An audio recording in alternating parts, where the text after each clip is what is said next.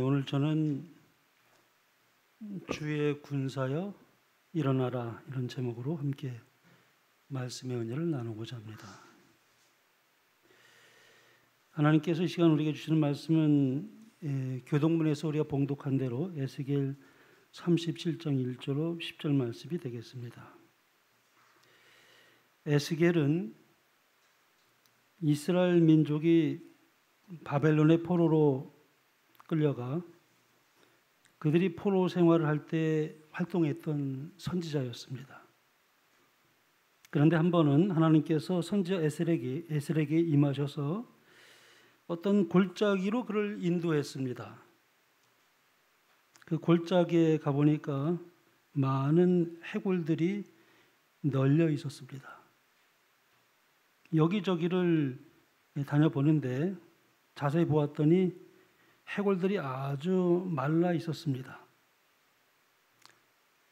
죽은 지가 오래되어서 살은 이미 썩어 없어졌고 낡은 뼈만이 바람에 불려오고 또 비를 맞고 햇빛에 쐬어서 아주 말라붙어 있어서 문자 그대로 해골이 되어 있었습니다. 선지자 에스겔이 그 참혹한 광경을 지켜보았습니다.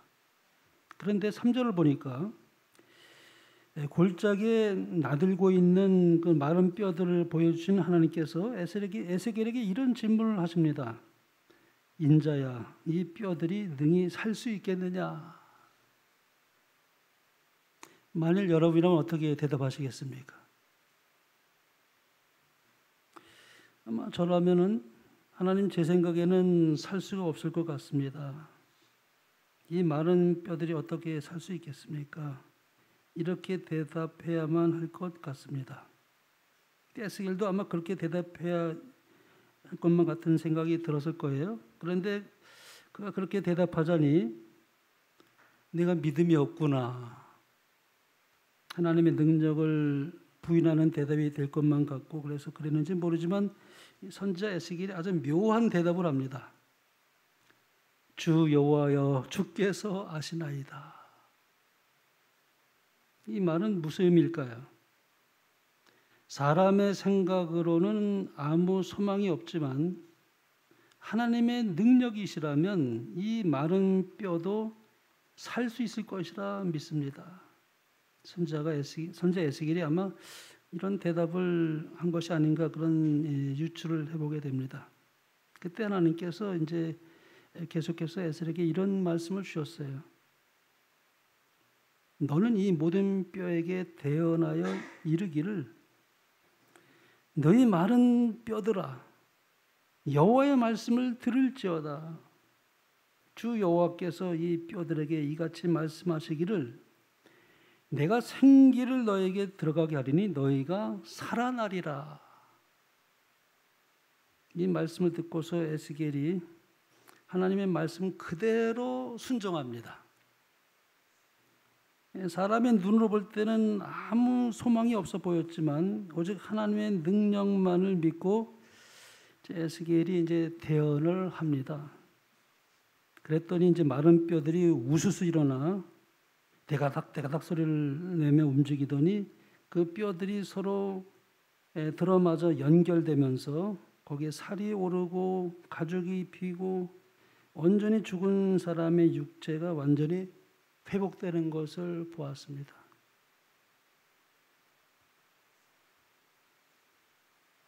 하나의 사람으로 형상이 갖추어지게 됩니다.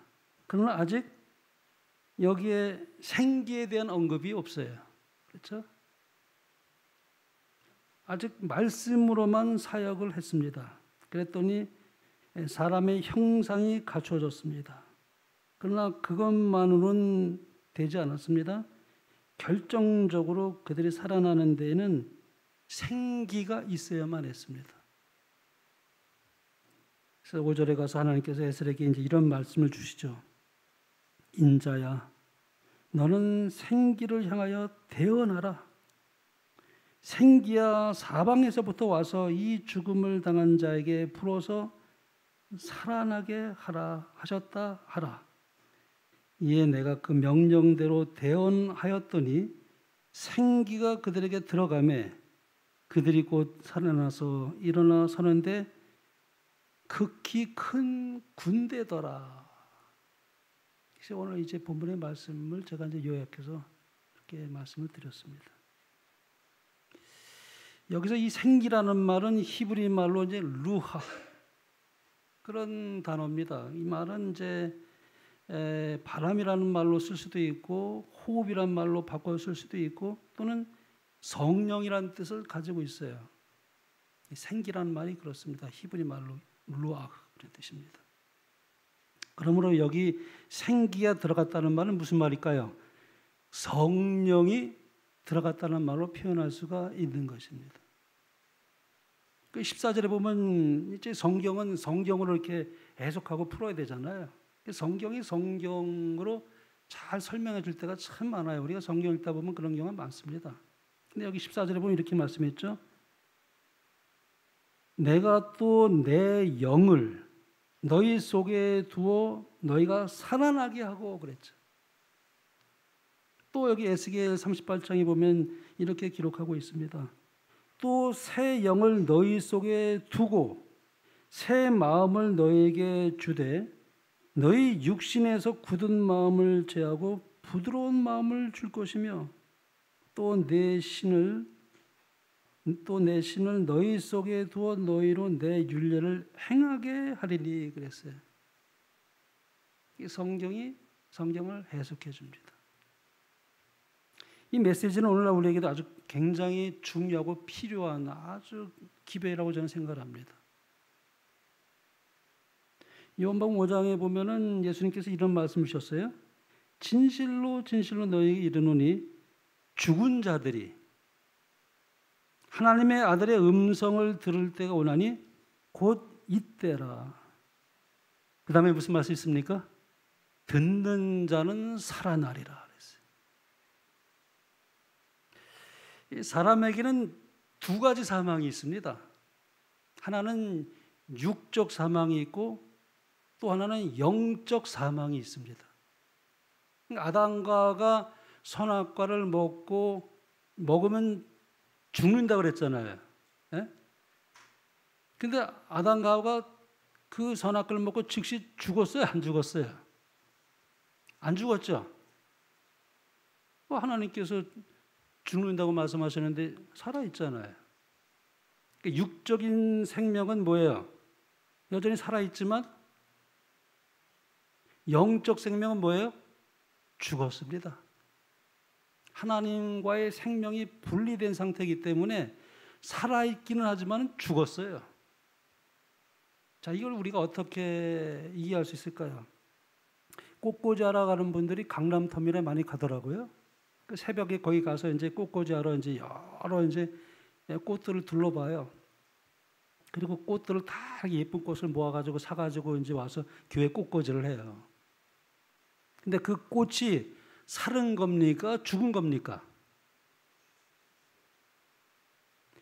여러분, 현미경으로 이렇게 그 꽃을 이렇게 보면은 DNA가 아직 여전히 뭐예요? 살아 있습니다. 살아 있는 꽃이에요. DNA가 아직 살아 있다니까요. 향기도 나요. 그래서 꽃을 이렇게 딱 꽂아놓고 이제 어떻게 해요? 우리가 감상을 하죠. 근데 한 일주일이 지나면 어떻게 될까요? 시들어져서 이렇게 고개 숙이는 친구들이 나와요. 근데 또 그걸 또 고개 숙이지 않은 친구를 또 어떻게 살려가지고 한 주 더 쓰는 경우도 있어요. 그러나 한 주 더 가면 다 어떻게 될까요? 다 고개 숙이고 있습니다. 시들어지고 사실은 죽은 것입니다. 잘려진 생명이에요. 살았다고는 하지만 뭐예요? 죽은 겁니다. 그래서 우리는 살았다고 하지만 다 어디로 가게 돼 있어요?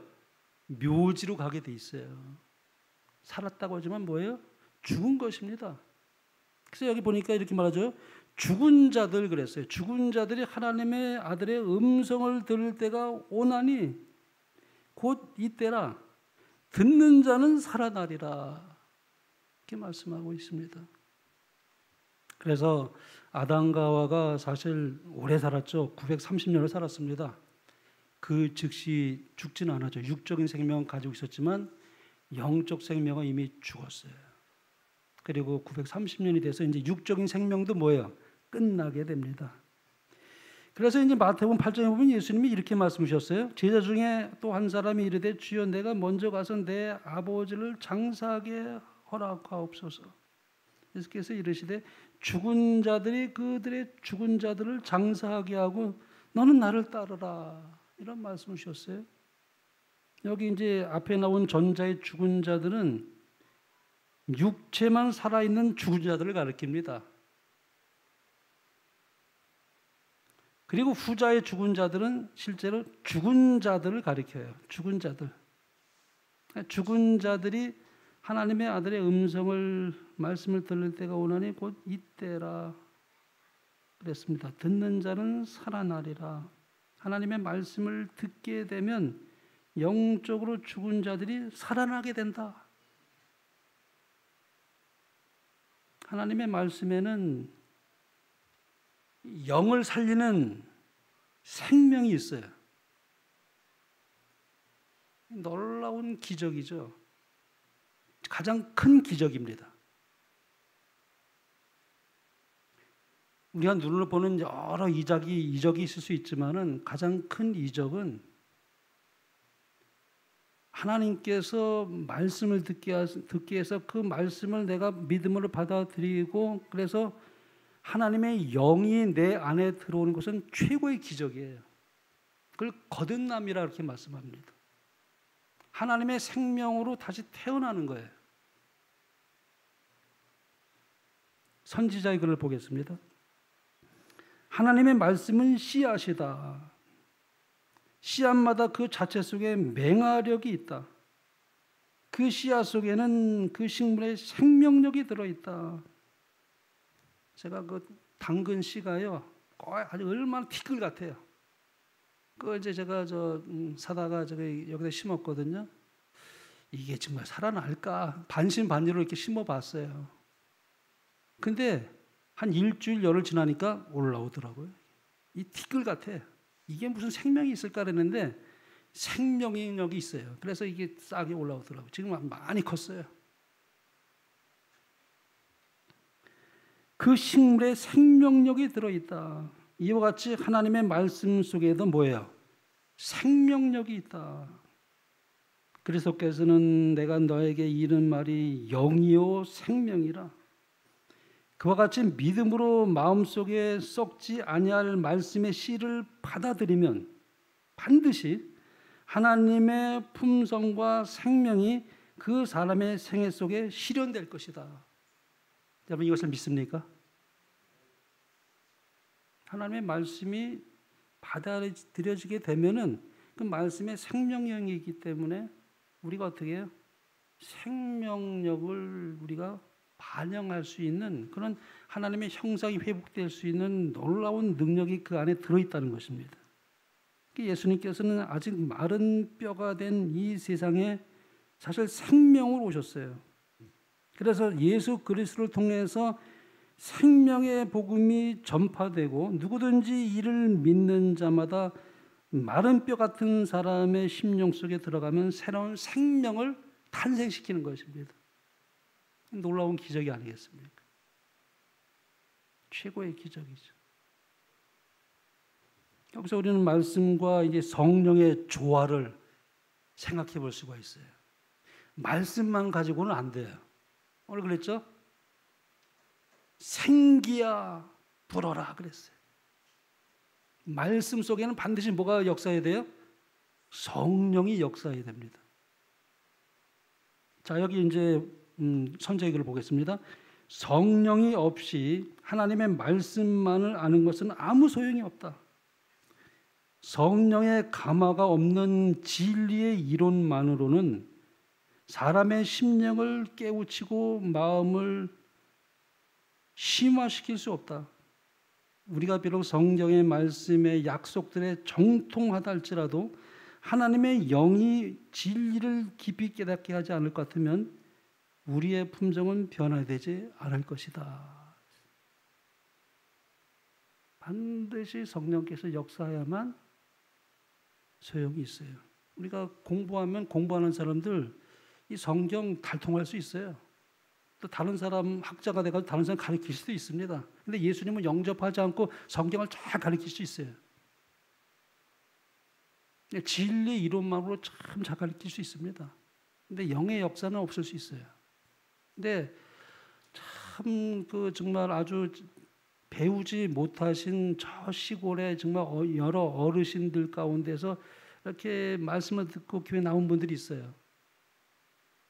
제가 송우리 교회 저 기억나요. 처음 목회 나갔을 때 아주 시골에서 그 연세 많으시고 정말 이게 그런 그 할머니인데 교회 나오면 얼굴이 환합니다. 그분이 뭐 많이 아는 것도 아니에요. 근데 말씀을 아주 열심히 들어요. 그리고 아주 얼굴이 평안하고 아주 환해요. 누가 역사하시는 걸까요? 성령께서 역사하시는 거예요. 그분은 아주 열심히 들어요. 성령께서 역사하시니까 말씀이 생명으로 전달이 되는 것입니다. 그러나 아무리 우리가 똑똑하고 석박사학위가 뭐 있고 뭐 대단한 그런 학자고 아무리 그런다 할지라도 성경에 달통했을지는 몰라도 그러나 성령의 거듭남이 없이 다른 사람에게 성경을 가르칠 수 있는 능력도 가질 수가 있습니다. 만약에 지적인 이론만 간다면 공부 잘하는 사람 하늘에 가겠죠. 아주 똑똑한 사람은 하늘에 가겠죠. 자, 이렇게 말씀합니다. 성령의 역사에 굴복하는 사람 속에는 새로운 생명소가 심어져 잃어버린 하나님의 형상이 다시 회복된다. 활력소와 생명의 요소가 들어가요. 골짜기에 수많은 마른 뼈들이 선지자 에스겔이 하나님의 말씀을 대언하는 순간 사람의 형상을 갖추고 동시에 성령이 임하시자 그들이 생기를 얻어 살아나 군대가 되는 이 엄청난 장면을 보게 된 것입니다. 보통 사람을 살아나는 것이 아니라 군대로서 살아났다고 그랬어요. 군대가 됐습니다. 이 군대가 되었다는 말은 참 큰 의미가 있습니다. 군대는 조직과 질서와 명령이 있는 곳이에요. 이 군대는 곧 하나님의 교회를 상징합니다. 하나님의 명령에 의해서 주의 군사들이 움직입니다. 그러므로 이 큰 군대인 교회가 악한 마귀의 괴계를 물리치고 소멸시키고 이 죄악 세상에 하나님의 나라를 건설할 수 있다는 것입니다. 그래서 하나님께서 이 세상에 그래서 교회를 두시는 거예요. 교회는 가장 하나님 사랑하는 곳이에요. 사랑하는 대상입니다. 교회에 대한 반역은 어떤 것이든지 하나님께 대한 반역이라고 그랬어요. 주님의 피로 산 이 교회, 이 교회를 통해서 하나님은 그분의 나라를 건설하고 계셔요. 우리가 주님의 군대에 속한 이 주님의 군사라는 사실을 우리 잊지 말아야 돼요. 우리가 주님의 군사입니다. 이 주님의 군대에 속한 주님의 군사라고요. 우리가 이 정체성을 잊어버리면 안 됩니다. 우리 어느 날 나무꾼이 어미를 잃은 독수리 새끼를 발견했어요. 불쌍히 여긴 나무꾼이 독수리 새끼를 데려다가 병아리 우리에 넣어서 함께 길렀습니다. 시간이 흘러서 이제 병아리는 닭의 모습으로 또 독수리 새끼는 독수리의 모습으로 이제 변화됐어요. 그렇게 자랐습니다. 하지만 독수리는 자기가 독수리라는 사실을 깨닫지 못했습니다. 어느 날 그 독수리는 낯선 독수리 한 마리가 날개를 활짝 펴서 유유히 하늘을 날고 있는 모습을 보았습니다. 하늘을 나는 독수리를 보면서 부러움이 섞인 눈으로 그 독수리를 쳐다봤습니다. 그러면서 탄식을 했어요. 아, 나도 단 한 번만이라도 저렇게 멋진 모습으로 날아갈 수만 있다면. 이 독수리의 문제가 무엇입니까? 자기가 독수리예요. 외모는 독수리지만 그 안에 닭이 자리를 잡고 있는 것입니다. 독수리처럼 날 수 있는데도 자기가 누구인지를 모르는 거예요. 날지를 못하고 있어요. 오늘 성경은 우리를 뭐라고 부르고 있냐면 주님의 군사라고 말씀하고 있습니다. 이 디모데 후서 2장에 보면 이렇게 말씀합니다. 내가 그리스도 예수의 좋은 군사로 나와 함께 고난을 받을지니 군사로 다니는 자는 자기 생활에 얽매이는 자가 하나도 없나니 이는 군사로 모집한 자를 기쁘게 하려 함이라. 군사는 뭡니까? 명령에 움직이잖아요. 명령에 움직이지 않으면 사실은 군대가 아닙니다. 우리가 우리의 대장이신 그리스도의 명령을 우리가 따르는 주님의 군사라고 말합니다. 우리의 이 정체성에, 우리 이 땅에 살면서 우리의 정체성을 잃어버리면 안 된다는 것입니다. 에스겔은 마른 뼈가 회복되어 군대를 이루는 사실을 보았어요. 교회는 군대와 같아서 모든 악한 마귀의 괴기를 물리치고 하나님의 나라를 세우는 군대로서 여기 상징하고 있습니다. 이 마지막 때요. 주의 영이 이제 부어지는데 우리가 지금 이른비 성령을 받고 있잖아요. 근데 마지막 때는 특별히 느지미 성령을 부어 주신다 그랬어요. 놀라운 군대로 이 세상을 완전히 말씀으로 환하게 할 것입니다. 놀라운 하나님의 군대로.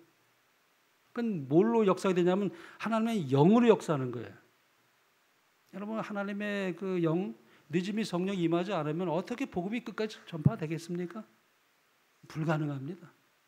근데 하나님께서 준비된 사람에게 느지미 성령을 부어주시면 그들이 큰 군대가 되어서 일어나서 온 세계에 기별을 전하게 될 것입니다.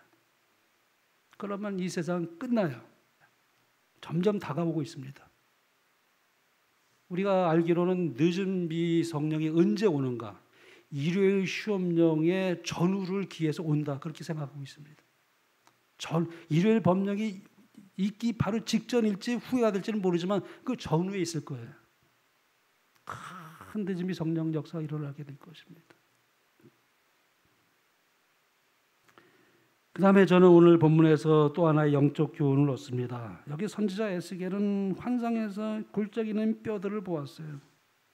하나님께서 명령하신 대로 선지자 에스겔이 마른 뼈들에게 대언합니다. 마른 뼈들아 여호와의 말씀을 들을지어다 너희가 살리라.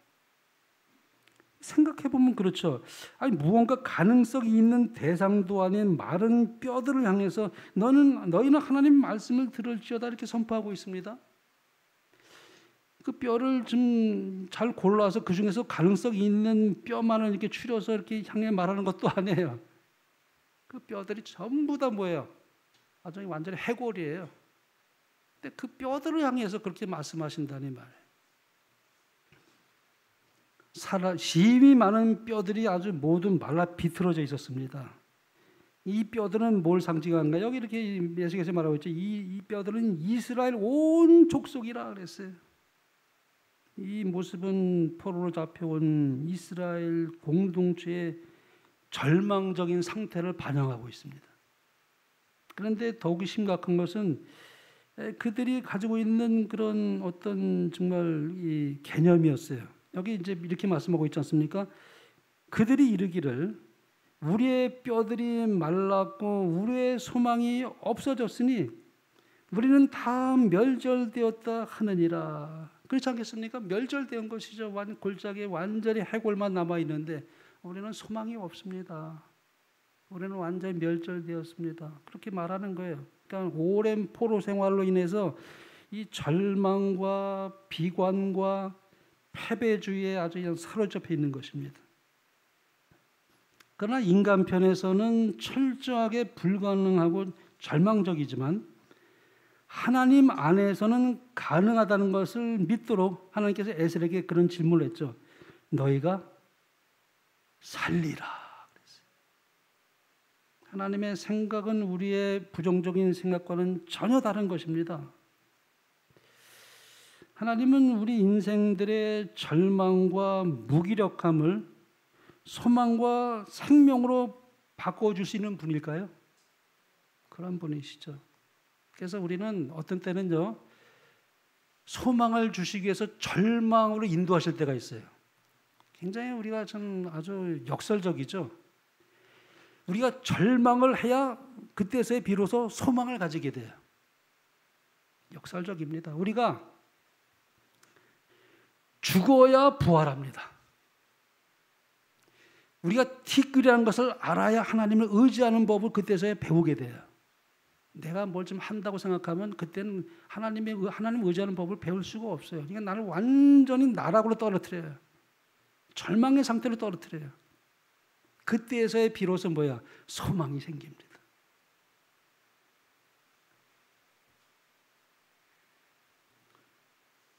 우리에게는 절망이지만 하나님 안에서는 기회가 되는 것입니다. 절망적인 생각에서 소망의 생각을 그때 가지게 됩니다. 매우 역설적인 것이죠. 약할 그때 내가 강해진다. 바울이 그런 말을 했어요. 약할 그때 내가 더 강해진다. 왜냐하면 그때서야 내가 하나님을 의지할 수 있는, 그리스도를 의지하는 것을 알기 때문에 그때서야 나는 강해질 수 있다는 것이 나는 더 감사하다. 그래서 나는 정말 이 가시가 없어지기를 원했습니다. 이 가시가 없어지기를 3번이나 아주 간절히 원했지만 내 은혜가 네게 족하다. 이는 내가 약한 데서 오히려 강한 것을 알기 때문이라 그랬어요. 역설적이죠. 그래야만 자신을 의지하지 않고 그리스도를 의지하는 법을 그때서야 배우기 때문에 그렇습니다. 그래서 이 사도 바울이 이런 고백을 했어요. 7장에 보면 로마서 7장에 오라 나는 곤고한 사람이로다. 이 사망의 몸에서 누가 나를 건져내랴. 바울이 어떻게 이런 고백을 하게 되죠? 근데 이런 고백을 한 것을 이제 학자들마다 2가지 주장이 있어요. 그거는 바울이 거듭나기 전의 상태다. 또 한편에는 아니야, 거듭나고 난 후의 상태다. 여러분 어떻게 생각하세요? 바울이 거듭나면은 이런 고백을 할 수가 없는 겁니까? 여러분 그런 고백을 하지 않습니까? 여러분은 나는 절망이 없습니까? 이 사망에서 누가 나를 건져내라고 여러분 탄식하지 않습니까, 여러분? 그러면 내가 우리 어떤 주로 완전주의자들은 그렇게 말해요. 이거는 거듭나면 이런 고백을 할 수가 없다는 거예요. 여러분 거듭나도 이 고백을 합니다. 저 이 고백을 하거든요. 제가 아무리 노력해도 제가 죄를 이길 수 없거든요. 아무리 노력해도 안 됩니다. 그래서 여기 바울이 이런 고백을 하지 않습니까? 여기 7장에 내 속 곧 내 육신에 선한 것이 거하지 아니하는 줄을 아노니 원함은 내게 있으나 선을 행하는 것은 없노라. 그럼 예수님 오실 필요가 없죠. 내가 할 수 있는데. 내가 원하는 바 선을 행하지 아니하고 도리어 원하지 아니하는 바 악을 행하는도다. 여러분 마음속에 조금이라도 사람을 미워하면 살인했다고 그랬어요. 그렇게 이 법이라는 것이 엄청나게 깊고 아주 광범위하기 때문에 조금만 것이라도 죄가 이렇게 좀 느껴지게 되면은 옛날은 그 죄를 보지 못했는데 더 많이 보게 된다니까. 이게 성화되면 성화되면 자기의 죄를 더 많이 보게 돼요. 제가 옛날에 어렸을 때 광에 들어가면은 캄캄해요. 아무것도 안 보였는데 캄캄한데 가만히 보면 여기 실 같은 광선이 뚫린 데서 쫙 이렇게 나와요. 근데 거기 먼지가 얼마나 먼지가 많은지. 빛이 들어오니까 뭐예요? 이 광 안에 아무것도 안 보이는데 그 빛이 들어오니까 그냥 먼지가 쫙한 게 많은 게 다 보이더라고요. 하나님의 빛이, 율법이 내 마음에 역사하게 되면 내가 얼마나 죄인인지 보게 됩니다. 더 많이 죄를 보게 돼 있어요. 그래서 사도 바울이 오라 나는 곤고한 사람이라 내가 율법대로 살려고 하는데 왜 이렇게 안 되지? 그러니까 처음에는 그것은 율법에 자기는 완전한 자라고 그랬거든요. 바리새인 중에 바리새인이었어요. 그는 아주 정말 율법에 정통한 사람이었고 율법을 철저히 지킨 사람인데 나는 율법에 아주 정말 흠이 없다고 말했는데 나중에 어떻게 고백합니까? 나는 죄인 중에 괴수다 그랬어요. 자기 죄를 보기 시작한 거예요. 율법을 통해서 자기 죄를 이제 보기 시작하니까 얼마나 자기가 죄꾸러기인지를 보게 된 거예요. 만일 내가 원하지 아니하는 그것을 하면 이를 행하는 자는 내가 아니고 내 속에 거하는 죄니라. 죄가 있기 때문에 그래요. 어제 말씀드렸잖아요. 이 죄가 심장에서 나오는지 허파에서 나오는지 그냥 끊임없이 내가 그런 마음을 갖지 않은데 때로는 시기하는 마음, 질투하는 마음, 미워하는 마음, 또 게으른 마음, 내가 좀 깨닫지 못한 조금이나 어떤 마음이 내 마음을 가지게 되면은 아주 마음이 상해요. 이런 마음에서 벗어나서 온전히 깨끗해지기를 원하는데 왜 자꾸 이 머릿속에서 내가 이렇게 뱅글뱅글 이렇게 도냐 이거예요. 죄악의 본성은 사라지지 않습니다. 예수님 오실 때까지. 예수님 오실 때 그것이 사라집니다. 이 처자는 고백이 있을 때 비로소 이제 사도 바울이 그런 고백을 하죠. 오라 나는 곤고한 사람이로다. 이 사망의 물에서 누가 나를 건져내랴. 그 다음에 중요한 말씀이 나와요. 이게 참 희망입니다. 이 고백이 있어야 그 다음에 아주 정말 은혜로운 고백이 나와요. 여기 이렇게 말하죠. 우리 주 예수 그리스도로 말미암아 하나님께 감사하리로다. 이 고백이 나왔기 때문에 이제 감사가 나와요. 그런즉 내 자신의 마음으로는 하나님의 법을, 육신으로는 죄의 법을 섬기노라. 이게 결론입니다. 참 이게 싸워요. 우리가 거듭나는데도 계속 싸웁니다. 육신으로는 뭐예요? 죄의 법을 섬겨요. 여전히 예수님 오실 때까지 이건 없어지지 않아요. 근데 감사한 것은 마음으로는 뭘 섬긴다고요? 하나님의 법을 섬긴다는 것입니다. 근데 내가 거듭남으로 주님의 은혜가 내게 임하면은 내가 육신을 쫓지 않고 그분의 영을 쫓아 행하게 됩니다. 그래서 로마서 8장이 굉장히 중요한 내용으로 아주 많이 담겨 있어요. 사실 에스겔 37장은 가장 최고의 주석은 로마서 8장입니다. 그래서 이제 영에 대해서 쭉 말해요. 영. 만일 너희 속에 그리스도의 영이 없으면 그리스도의 사람이 아니라고 그랬어요. 만일 하나님이 너희 속에 거하시면 너희가 육신에 있지 않고 영에 있나니 누구든지 그리스도의 영이 없으면 그리스도의 사람이 아니라 그랬어요. 감사한 것은 그리스도의 영이 우리에게 이제 있기 때문에 그래서 우리가 이제 성령의 전이게 되는 이유가 우리 속에 영이 있어요. 그리스도의 영이 있습니다. 그게 그리스도의 영이 생명의 성령이에요. 죄와 사망의 법이 아니라 생명의 성령의 법이 작동해요. 참 놀라운 사실이에요. 그래서 이렇게 뜨는 경험을 하게 돼요. 제가 자꾸 비행기 얘기를 하게 되는데 비행기는 뜨질 못하게 해요. 무거운 그 기체가 어떻게 뜨겠습니까? 이 만유력이 붙잡고 있는 데니까 뜨기 위해서 얼마나 그냥 달리면서 몸부림을 칩니까? 올라가려고. 우리가 그러고 있어요. 우리가 처음에 정말 아무리 처음에 거듭나기 전에 우리가 얼마나 열심히 노력해서 막 해보려고 노력하죠. 근데 안 돼요. 그걸 처절하게 아주 절실하게 깨닫기 전에 그걸 깨닫지 못해요. 나는 안 되는구나. 나는 불가능하구나. 그걸 깨닫기 전에는 그리스도를 발견하지 못합니다. 그래서 그때 이제 어느 순간에 이제 어떻게 해요? 비행기가 뜨잖아요. 만유인류의 법칙은 나를 끄집어 당겨. 죄와 사망의 법이 나를 끄집어 당겨. 난 올라가질 못하는데 그때 이제 공기 역학의 법칙에 의해서 비행기가 뜹니다. 공기, 바람, 성령이에요. 죄와 사망의 법보다 위에 있는 게 생명의 성령의 법이에요. 상위의 법이에요.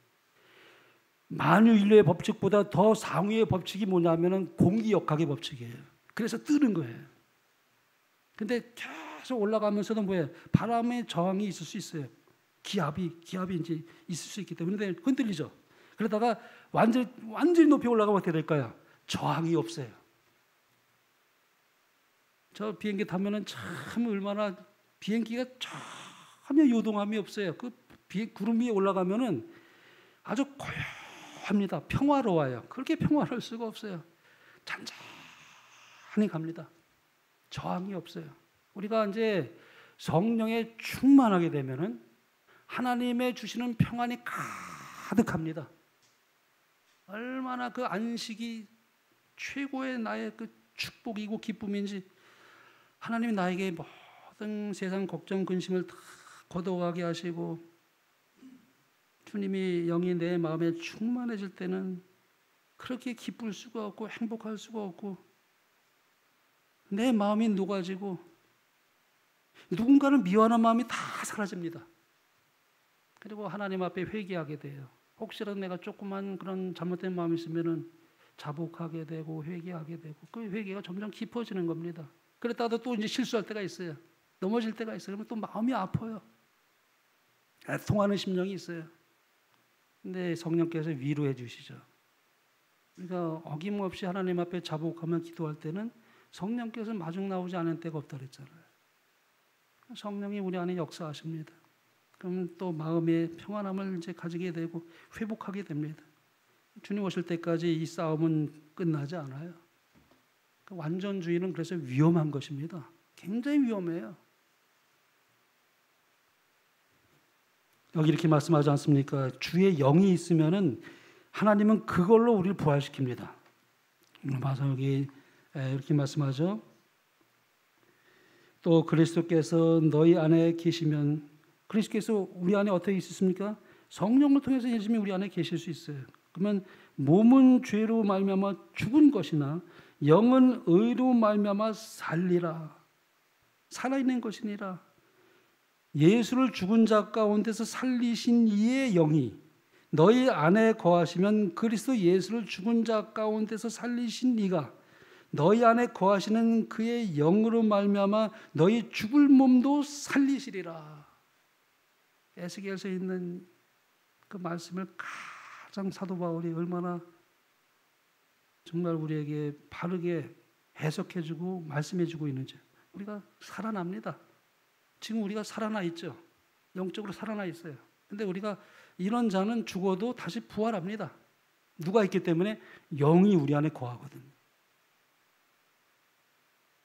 죽을 몸도 살리시리라 그랬어요. 우리가 말씀과 이 늦은 빛 성령을 통해서 이 마지막 세대에 이 하나님의 큰 군대에 우리가 참여하게 되므로 하나님의 나라와 그분의 영광을 위하여 쓰임을 받는 여러분과 제가 되길 바라며 말씀을 마치겠습니다.